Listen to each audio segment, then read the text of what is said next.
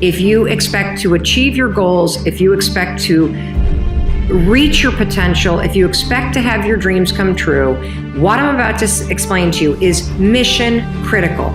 You must become a master at visualization. Now, for those of you that are like, what the heck is she talking about? I did not sign up for some sort of meditation, woo-woo, spiritual thing here. Don't worry, this is Mel Robbins. There's always science and research involved in everything that I talk about. So visualization is a extraordinarily powerful skill. And you may have heard of the law of attraction. You may have heard of the word visualization. You may have heard of the word manifesting. I call it seeing signs. So I'm a master at seeing positive signs. I am a master of creating coincidences. I have the world's most incredible luck. You want to know why? Because I understand the science and the skill of visualization. I know that your brain, it is a gigantic detective machine. Your brain is a filter. Your brain is constantly looking for evidence. And that's good news. It's good news when you know how to use it to your advantage.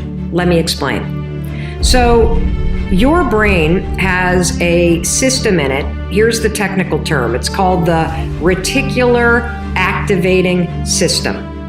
It is a network of neurons all up in here. And what is the job of the reticular activating system? It is a filter system. It's basically a system that allows certain information in your brain and it blocks out other information. And guess who programmed that filter? You did. And so did the people from your past. And so if you constantly feel like you're unlovable, guess what?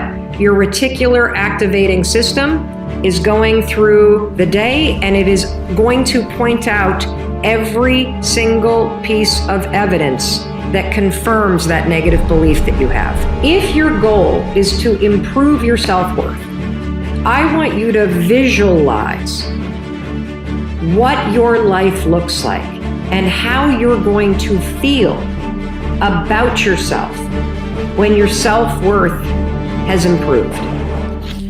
Here's how you're going to do it. So there's two things that you have to do when it comes to visualization. You have to close your eyes. Truly, I know it sounds stupid, but I want you to close your eyes and I want you to, in your mind, have a specific picture of what it looks like in your life when your self-worth has improved. You're going to see yourself speaking up at work. You're going to see yourself talking more about your business. You're going to see yourself leaving bad relationships. You're going to see yourself defining boundaries. You're going to see yourself going to the gym. You're going to see yourself taking care of yourself. And when you start to visualize the image of that, I want you to consciously, this is step 2, consciously think of the positive emotions that you're going to feel. I'm going to feel happy. I'm going to feel proud. I'm going to stand taller. I'm going to be so grateful that I made this change. Marrying the specific picture. Oh, there I am. There I am. I'm at work and I'm raising my hand. Amazing. I'm sharing my idea. There I am. I'm getting a promotion. There I am asking for a raise. There I am. I've just signed up another customer to my business. There I am. I've gone back to school. I feel so good about myself. When you do that, here's what's actually happening in your brain. This is the cool science part.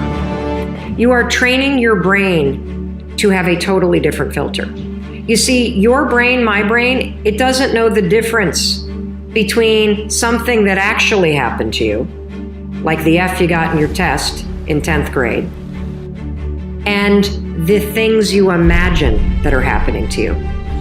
Let me say that again. Your brain doesn't know the difference between the bad things that actually happened to you, the real memories that you have, and an imagined memory that you're creating. Your brain will experience you visualizing going to the gym, you visualizing how happy you feel when you do, you visualizing asking for that raise and getting it and how proud you're going to feel. Your brain, when you visualize in the way that I'm teaching you to, it encodes it as a real memory. And that's important because when you encode it as a real memory, it changes the filter system, that reticular activating system. And here's what we know based on research.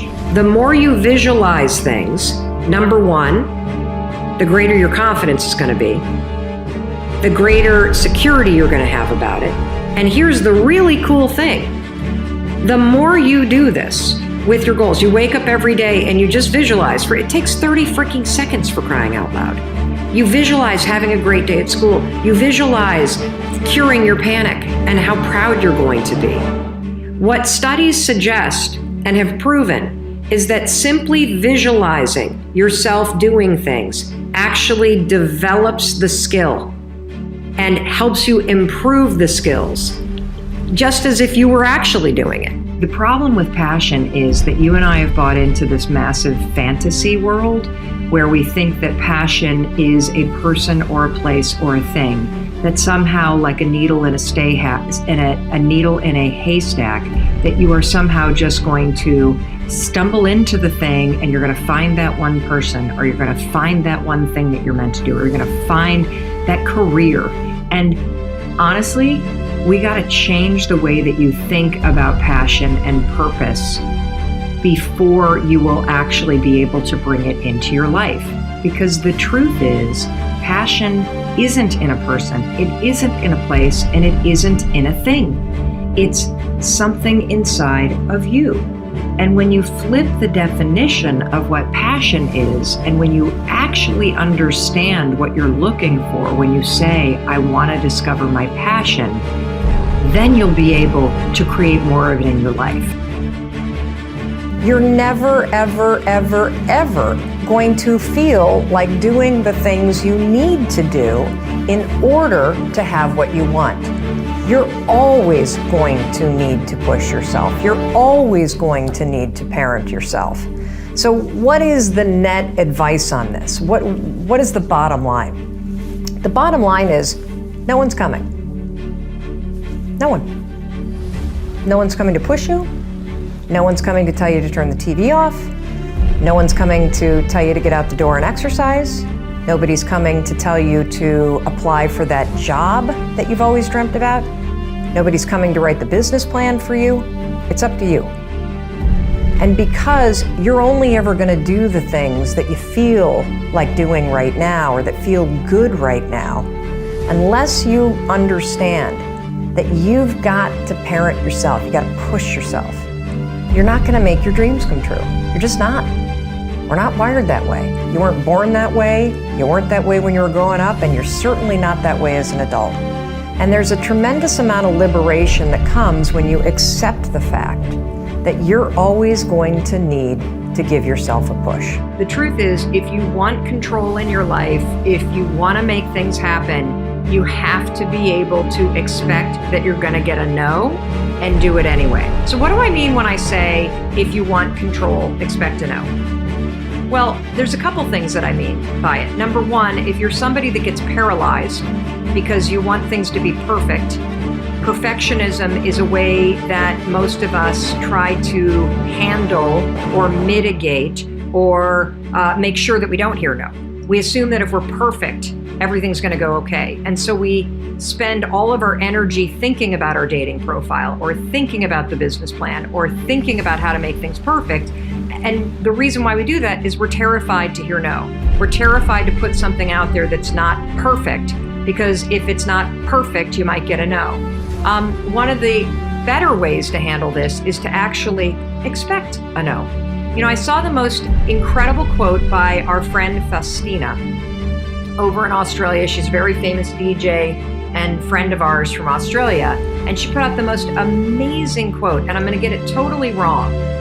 But it's something like this: you have to be yourself, because how else are the people who are looking for you going to find you?